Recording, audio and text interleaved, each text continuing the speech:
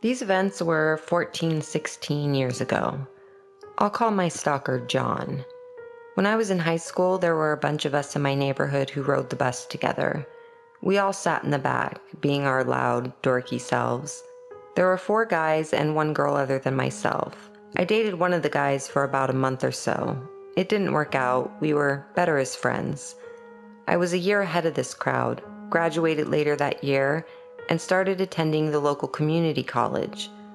I had lost touch with my neighbor friends over the next year or so, because the bus ride was really the only time we ever hung out.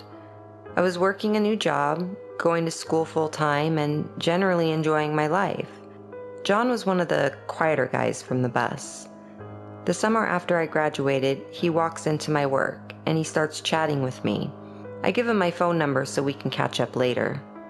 I come home and already have 3 messages from him on my answering machine.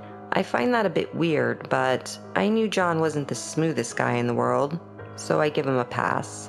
I called, we went out, and started dating seriously a week or so later. John insisted on always picking me up from school and driving me to my job, then picking me up from my job, and we'd either hang out at his place or he'd take me home and then call me when he got home. He'd always be mildly upset when I had plans with my friends or had to get off the phone to study. My grades plummeted due to the amount of time I spent with him or on the phone with him. None of this seemed unusual at the time, but now that I have quite a bit more dating experience, I now understand that he was incredibly clingy. After we had been dating for a few months or so, we were hanging out at his place, and John tells me that he has something to show me. He pulls out a shoebox from under his bed, opens it, and proudly shows me everything inside. There are photos in the box. Most of them were taken with disposable cameras by our mutual friends on the bus. I was in all these photos, even if it was just part of me. Some had the back of my head, my hand, or my knee. Some were posed photos of the whole group, or 1 or 2 people. There were also photos of my shadow in my bedroom. He had to have snuck into the backyard and taken those himself. He had written on the back of all of these photos, obsessively detailing how beautiful, hot, sexy, etc. he thought I was. In one photo, I was holding hands with the guy that I dated briefly, and the writing on that one explained in gruesome detail how much John wanted to kill him by bashing in his face. The box had other items as well. A crumpled tissue, which John said he retrieved from the trash can on the bus when I had a cold. Used condoms from each time we had sex, preserved in a Ziploc bag. And, as the icing on the creepy motherfucking cake, he had a ball of my hair, roughly the size of a racquetball. My hair had been waist length for years, and although I shed hair practically everywhere, he had been plucking strands of my hair on the bus and cleaning out the hairbrush I kept in my purse. To say that I was freaked out was an understatement. John had told me that he'd always had a crush on me, but I had no idea until that moment he jumped face first into the depths of obsessive. I smiled at his treasures, looked at his clock, and asked him to take me home so I could study for a test I had the next day. As soon as he got home from dropping me off, he called me. I told him that I really needed to concentrate on my schoolwork and that I thought it would be best for both of us if we broke up. He didn't take it well. He started calling my phone at all hours of the night, leaving voicemails about how he was going to kill himself if he couldn't have me, how he'd kill me before he let me date anyone else, threatening to kill my male friends at school. He showed up at my school every day and tried to get me to get into his car so he could take me to work. He waited outside of my work and tried to get me to let him take me home. He applied to work at my job. He applied to my school. He called all my friends, repeating the same threats. He followed me everywhere, begging me to take him back. After 6 months of me telling him to leave me alone, I finally told him that if he didn't stop calling me, I would call the police and get a restraining order. He stabbed himself in the stomach on my front lawn and was taken into psychiatric care after his wounds were treated. While he was in the hospital, I got a new job and moved to a different city. He tracked me down years later on MySpace and sent me a message. I had moved to a different state. I immediately blocked him, and I have had to block him on Facebook, Twitter, Instagram, Snapchat, LinkedIn, and YouTube. He finds me and sends me these crazy messages about how we are meant to be on every social network, no matter how private I make my settings.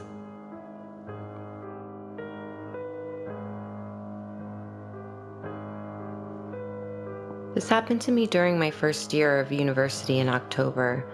I was living in the dorms, and I need to give you a brief rundown of the dorms.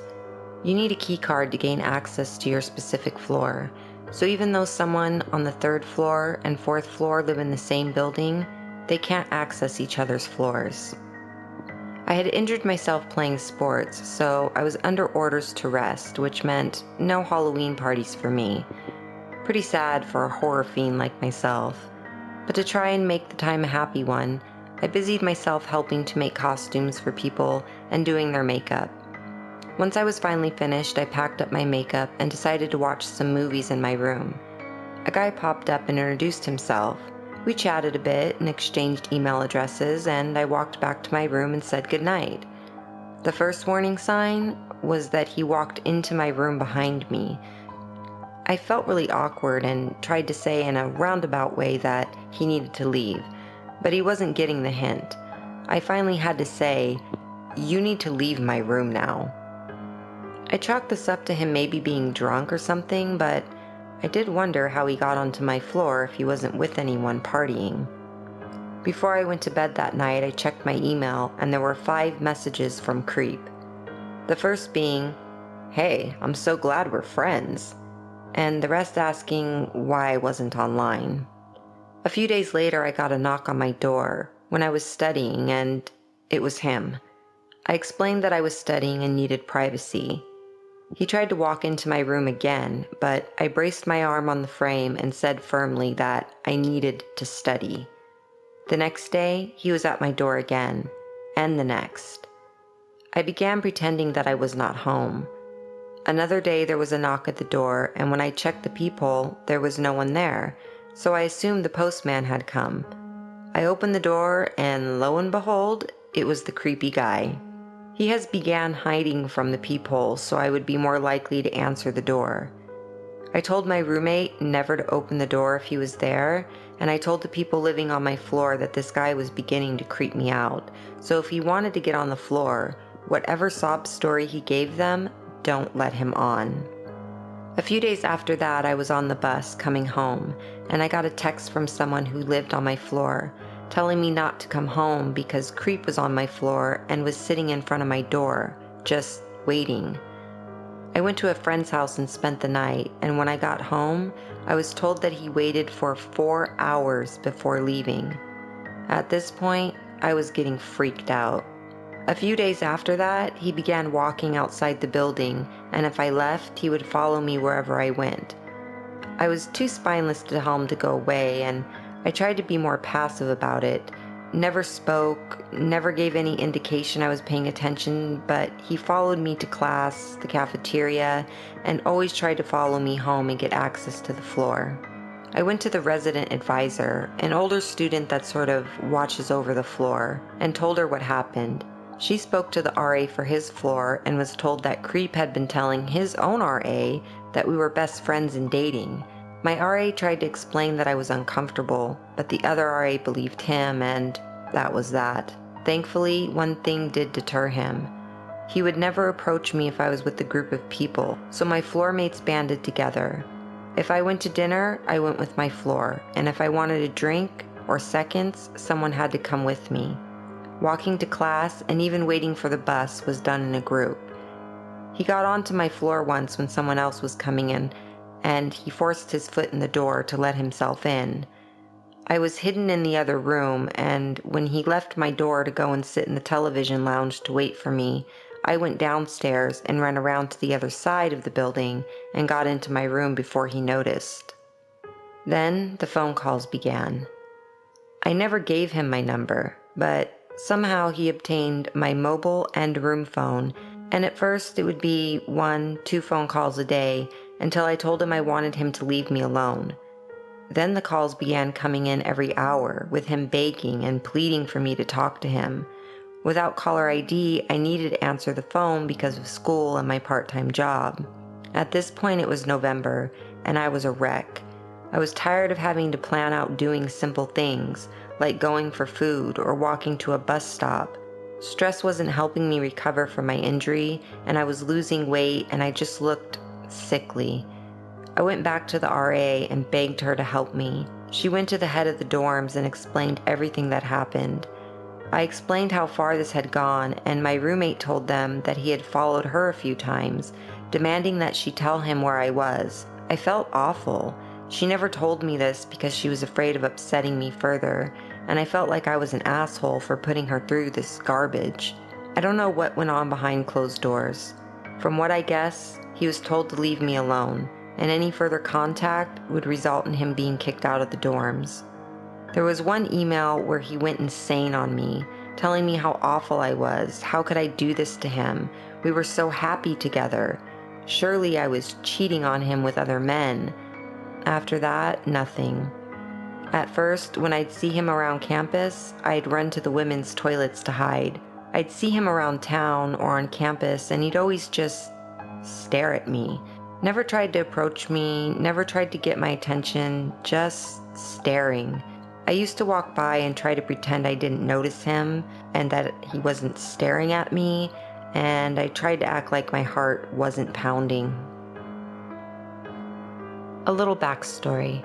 I'm a 20-year-old, short petite female working at Subway, and I can't help but be nice to anyone, even if they creep me out. I feel bad usually. About a year ago, we had this guy, 35, 40 years old, who would come in every day for lunch.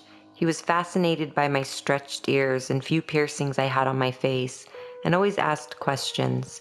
He would sit down after I rang him out and watch me from his table for 2 hours, non-stop, just staring at me while I helped other customers.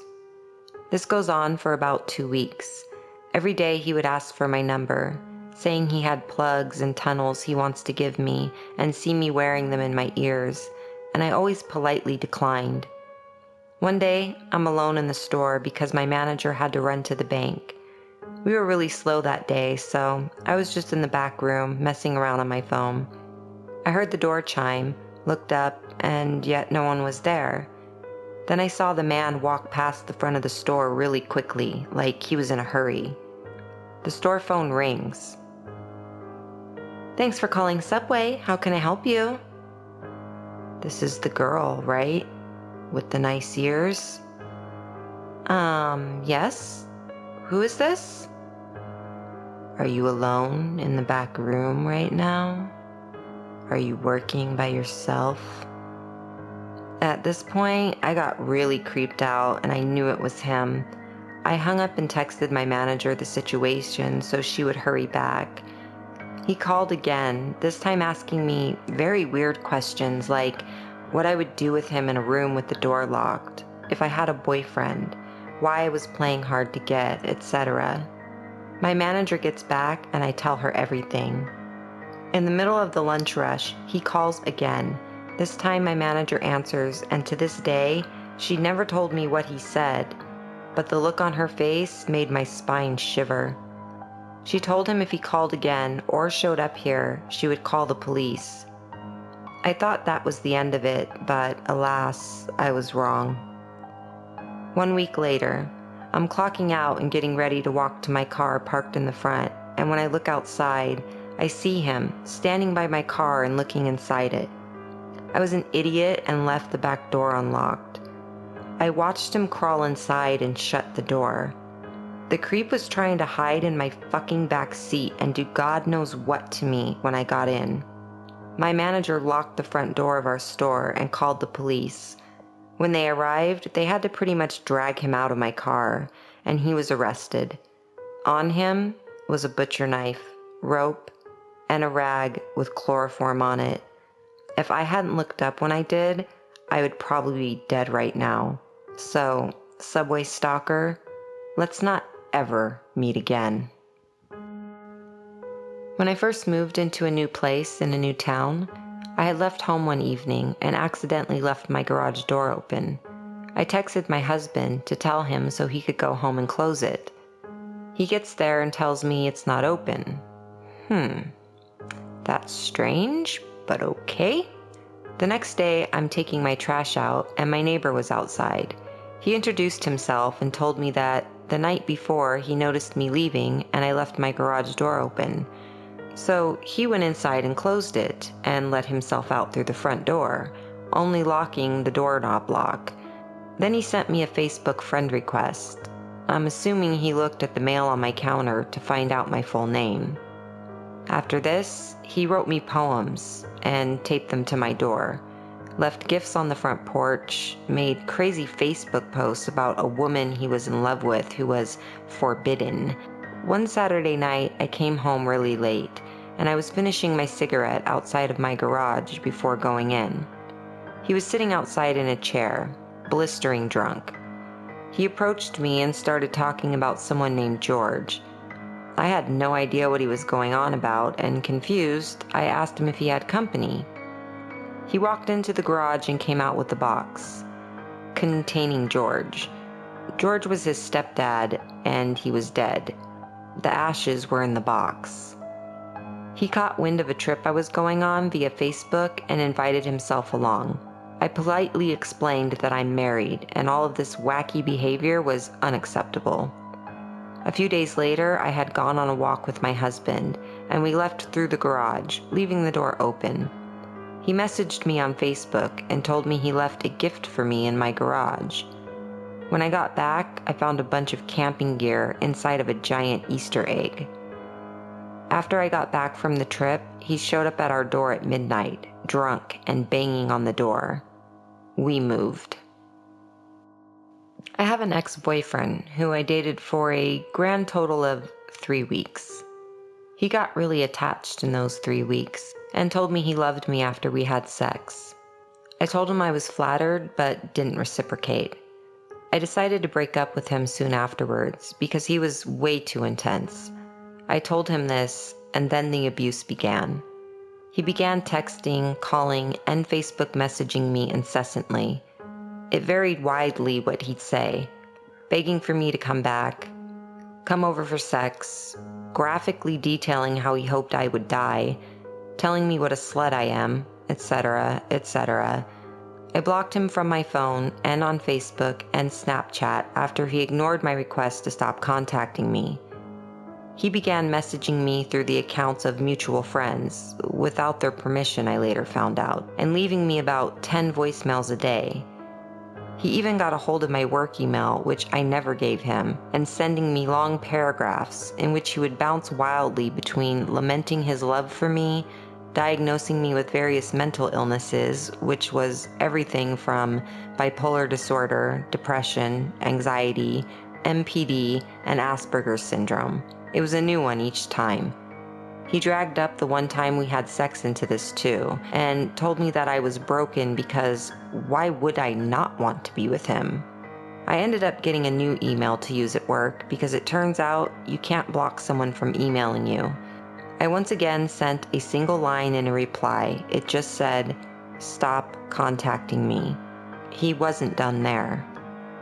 He had previously been text messaging me, which he was blocked from doing. He found out that my MacBook can receive iMessages from his iPod Touch using my personal email address, which he did have. So here come the iMessages. Mostly dick pics he found on 4chan while calling me a slut and a whore, and taking screenshots and posting my angry and distressed replies to his friends' group chat. Screenshots of this group chat got sent to me. Thankfully, the mutual friend in that chat was actually sticking up for me. Everyone else was telling him to try and have hate sex with me. I ended up turning off the iMessage function on my Mac altogether so he couldn't do it anymore. Again, I asked him to stop contacting me, this time threatening legal action to stop it, which he allegedly thought was hilarious. I ended up going to the police and they gave him a call, telling him that they knew what was going on and that stalking charges would be pressed if he kept going. They told me to text in front of them and tell him the call was coming. His reply made me angry beyond all reason. It said, "Stop contacting me now, bitch. I've had my fun." I didn't reply under instructions from the police, but I went home and threw things around in anger for about 10 minutes. I haven't heard from him since, on the bright side. My freshman year of college was one of the funnest years of my life, and some of my fondest memories are from that year, but it was also the scariest and strangest year to date. I'm 31 now. This is thanks to one story in particular. It takes place over the entire school year. I still sometimes wonder how this really happened and how I didn't end up a shut-in nut job, and it still freaks me out to this day. I've only talked about it once or twice since it happened 13 years ago. August 2001, like most freshmen, I lived in the dorms at a state party school. I opted out of the good school I got into. I guess I had a little steam to blow off after graduating from a military/college prep boarding school. Plus, after a sports injury, I didn't exactly have any specific plan for life that went past Saturday night, if you know what I mean. A good buddy from military school, Bill, went to the same college and lived a few floors below in the same dorm as me. So of course we were getting the party started before my parents' exhaust fumes had even evaporated from the parking lot. For the most part, the first month or so of college was pretty much like that. Normal. I went to most of my classes, partied just about every night, chased girls around, and that was enough for the moment. But things began to change one night, sometime in mid-September, and college for me would never be normal again. My dorm phone rings in the middle of the night. Hello. On the other end, I can only really describe the voice as the kind you picture when you think about a computer talking, kind of like the early model car GPSs. "Hi, Gary. How are you today?" Not fully awake, I'm just confused at this point. "Who is this?" He repeats. "Hi, Gary. How are you today?" It becomes clear I'm being fucked with, so I hang up and chuckle. Fucking Bill. Nice one. I pass back out. I end up forgetting about the call for a few days and never mention it to Bill or anyone else. About a week later, I get another call around the same time of night. "Hi, Gary. I'm watching you." Nice. Very cliche. Seriously, Bill? How are you not knee-deep in Everclear or Tridelt at this point? Enough already. Katie, my roommate, is gonna start getting pissed. I hang up.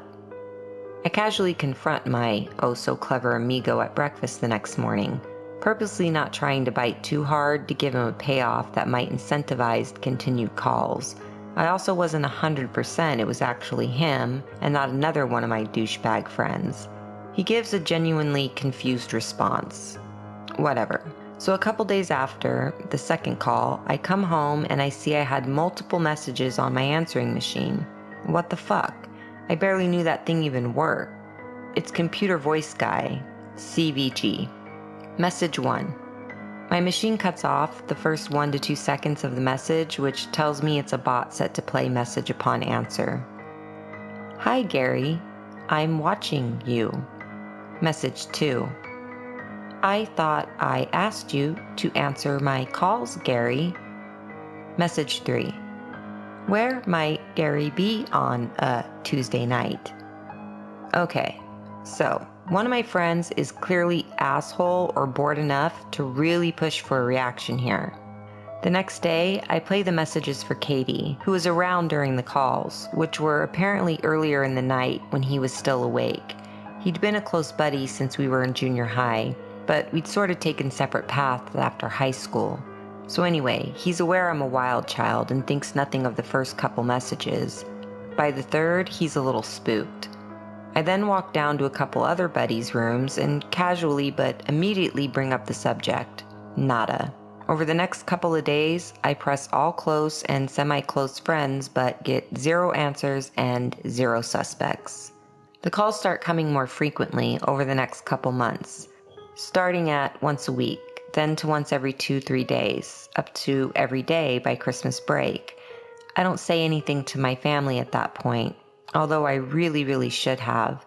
What started out as a decent beginning of college turned into not showing up for any classes, tests, nothing.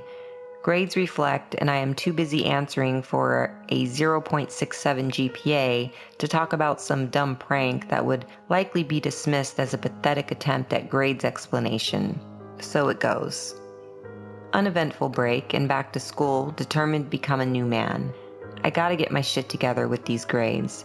So I tell Bill I'm gonna have to chill out and focus on school. First night back, I get my first spring semester call from CVG.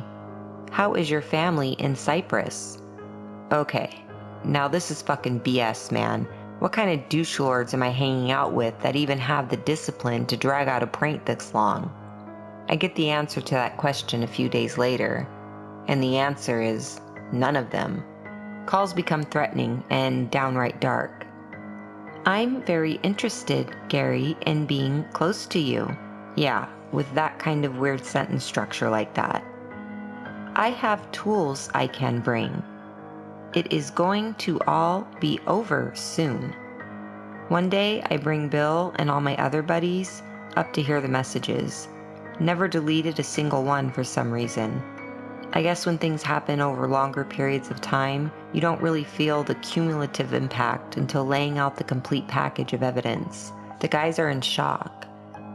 I guess I should mention that some of these calls got really specific in making sure to note specific details about my parents, addresses, as well as the violence they are planning on doing to me. Cut open your esophagus, Gary, with a butter knife, and all sorts of other crap that is sort of blurred together through the hundreds upon hundreds of calls I got over the school year. A chick friend of mine that I'd really liked in high school named Layla goes to a different school hundreds of miles away. We've reconnected thanks to good old AIM and talked from time to time on the phone. CVG had mentioned a couple times, "your friend," and made threats about this unspecified person from time to time. But "your friend" turned into "your friend Layla." Layla and I are the only 2 people ever named in these calls, but it did get me wondering if this was a new lead to the source. Layla is clueless when I call her about it. Awesome.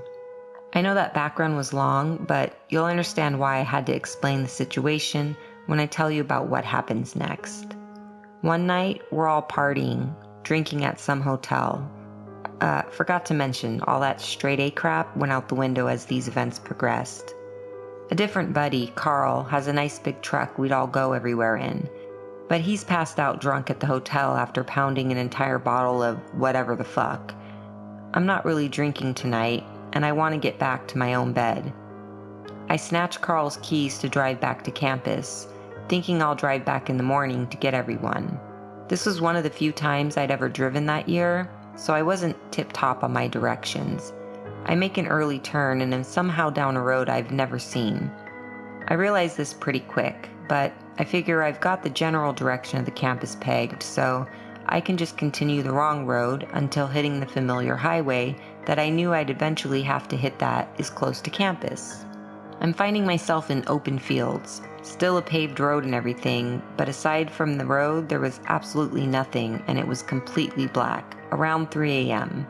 There's this really strange 4-way stop I come upon. Strange because I'm probably the 4th person in a year to drive on that road. Anyway, I trudge along, eventually get to the familiar highway, home free. A few days later, CVG interrupts his usual depraved threatening to mention that specific 4-way and time that I was on it, which, like I said, was around 3 a.m., and there wasn't a soul in sight, so yeah. I now realize CVG is obviously tracking my movements somehow. Note, I later joined the military, worked in the intelligence community, and worked special operations and tracked bad guys all around the world. To this day, I still can't figure out how this dude knew I was in the middle of those fields on that date in the middle of that night. I never mentioned it to anyone. Around March, this apparent rendezvous became CVG's focal point, and he'd made sure to let me know the day was close. The calls were coming in no fewer 10 or 15 every single day. Seriously, the ringer was now off out of courtesy to Katie, and I turned down the volume of answering machine as his phone calls recorded, but I finally get the message I'd been waiting for. Keep in mind, I've now become somewhat famous at this university by now because of CVG. People were constantly knocking on my door, wanting to hear the messages. Friend of whomever I know. It was all people wanted to hear about at parties. Blah, blah, blah. For a split second, it was cool because I'm pretty sure I ended up getting a few dates indirectly from introductions conceived through interest in the guy with the stalker. Don't judge me. Moving right along. The day, time, location are set. We will meet in front of Coleman Hall at midnight, Wednesday, 27 April, and we will take our friendship to the next level. I know what you're thinking, and yeah, throughout the year, I had considered the possibility that I was dealing with a female. Hell hath no fury like a woman scorned, and I was definitely that kind of dude when I was 18, 19 years old. The kind that could attract cleanness and anger, but I started to rule out female for various reasons that only a few fellow NFFJ would understand. Look it up if you're not tracking. I can build profiles with a very high ratio of accuracy to available information. This creep just didn't feel like a female to me. It didn't even feel like a peer. I was convinced I was dealing with mid-30s, white male, computer nerd that I'd come into contact with at some point in my life. Doesn't really matter because what I ended up finding out on Wednesday, the 27th of April, I was wrong. Of course, everyone wants to be a part of this juicy story, and there's a pretty ridiculous amount of testosterone floating around the dorm on game day. This was a real-life creepster and a legit horror story unfolding before their very eyes. And groupthink will subvert caution if property motivated. These guys are ready to defend me with their lives. Just ask them. So while these monkeys are getting all hopped up on Mountain Dew, I stay home that afternoon wondering what the fuck I was going to do at midnight. Of course I was going to go, but dude, yeah, I've always been an athlete, in good shape, wrestling, football, baseball teams, yada yada, but I'm still a 19-year-old white male, good parents, grew up in middle upper class white suburbia, had a good life. In other words, I can definitely hold my own in a street fight, but this, whatever this is, doesn't feel anything like a street fight or any other kind of fight I'd been in. This is a disturbed, violent, angry, possibly grown-ass psychopath that has decided to dedicate almost a full year now of his life to targeting and terrorizing me. So yeah, I'm a little fucking nervous. My home team crowd steadily built up throughout the afternoon and evening, with probably close to 70 or 80 guys grouped up at our dorm's common area. We were connected to the female dorm at the first floor, smoking cigarettes and talking about beating the shit out of people and getting fucked up and all the other generic cliche shit you can imagine. Once the party hour approaches though, over half the guys splinter off into other various propositions that probably included more traditional fun like beer pongs and sorority girls. I'm left with about 15-20 member platoon. I had decided earlier that I was not going to allow all these knuckleheads to shadow me, but I could definitely use them in case of emergency. I didn't want to risk him spooking out of the meet, so I let them know they will need to stay inside the doors of the common area while I walk out to the meeting spot. Coleman Hall was adjacent to our connected girls' dorm, and about 300 paces outside door to door to get to Coleman. The witching hour came, so I leave the crew to begin the longest couple hundred or so paces of my life. My boys can see me through the glass doors, but wouldn't really be able to see much once I get to Coleman Hall door. About 100 paces out from my spot, I observed two things at the same time. 1. Some kind of small, quick movement in front of the patio walkway that goes all the way around the building. And 2, the movement was in a spot along the walkway where the only normally uber bright bulb is out. I'm not exactly sure how I was able to see him, but I suddenly realize someone is crouched behind one of the contiguous cookie cutter bushes outside the patio perimeter against one of the building pillars, in dark clothes and a hoodie. He's a few feet off from the path where I'm supposed to meet him, and positioned to where I really should not have been able to see him, given the pillar blocking any shadow, plus the burnt out light. In fact, I could have easily walked all the way to the door without ever have noticing someone down there. I sort of jumped mid-step as this happens, and I see him raise up a little, thinking I might have seen him. I see him raise up and take a step toward me, and fight or flight hits. I've learned that my particular fight or flight chooses fight in more mild situations, flight during intense situations. But for shit your pants situations, it's scarier to run away with your back to whatever scary shit I'm dealing with, so I fight. Before I realize what I'm doing, I'm in a dead sprint toward this motherfucker, who I'm guessing sees what I can't yet, which is my platoon bursting through the glass doors in hot pursuit. Creepster nopes the fuck out of there, running on the patio alongside Coleman Hall toward the parking lot. I can tell this isn't the mid-30s computer nerd I predicted. Creepster is above average height, above average broad, and build athletically. That's all I could really tell. I'm not even sure if he was white, because he was at least tan, if not Hispanic, Middle Eastern, etc. I'm really booking it as he right turns on a dime at the edge of the building. I realize I'm moving fast enough to catch him, but everyone else is really far behind. I also realize I'm moving so fast I won't be protected as I turn hard right at the corner of the building. If he stops there, I'm toast. As I turn the corner, I see the van sitting alone in the parking lot in front of me. It's running and brake lights flicker on, then off. Park into drive, and begins inching forward toward the exit. Home Slice is of course heading for the van, which for some reason sent this whole new level of fear into me. This is it. This is really happening, and I'm going to get fucking murdered tonight. But I can't stop. Something keeps me moving forward. I guess I'd come this far, dealt with this crazy BS for almost a full year now, completely unable to do anything other than try to ignore it. I'm not exactly going places academically at this point, and my life doesn't quite have all that much purpose to it yet. If I'm going to get schwacked, I will at least know, and this crap will at least be over. Plus, I still have a chance to catch this madman before he gets away. If I could get close enough to dive tackle, I would still be on my own to deal with the creepster, his driver, and now I realize there's a third one that was manning the sliding side door. Awesome. I don't care how badass you think you are when you're 19 years old. Your chances of taking down 3 grown men that are already violent criminals and prepared to victimize are about 1 in not gonna fucking happen, buddy. My turn is wide and slow due to being full-on sprint, and I lose ground. I'm probably 20 yards from the lot when he does a flying leap into the side of the van. There couldn't have been any rows of seats for a leap like that.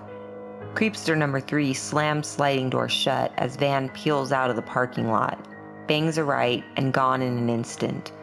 The relief of not being kidnapped, bound, and gagged in that van with 3 psychos, who most likely had some pretty horrific plans for me, is now just as strong as the dread of the fact that this is still not over with. I was speechless, and so was my platoon as they catch up a minute later. A few of them caught up enough to witness the parking lot scene, but no one was talking. Testosterone has now been replaced with genuine and earnest concern. They all just stood there with me, catching their breath and making sure I was all right. One guy asks if anyone got a plate number. Not even I did. Not enough light. We finally start walking back, and I'm reliving the scene as we retrace our steps. As we get closer to the original meeting spot, I see something that scares me more than anything else in the entire equation has up to this point. On the opposite side of the pillar, where Creepy McCreeper person was crouching, there's a video camera, sitting on a stand, pointed right at the spot I would have been standing at when I should have not been able to notice him. It's still recording.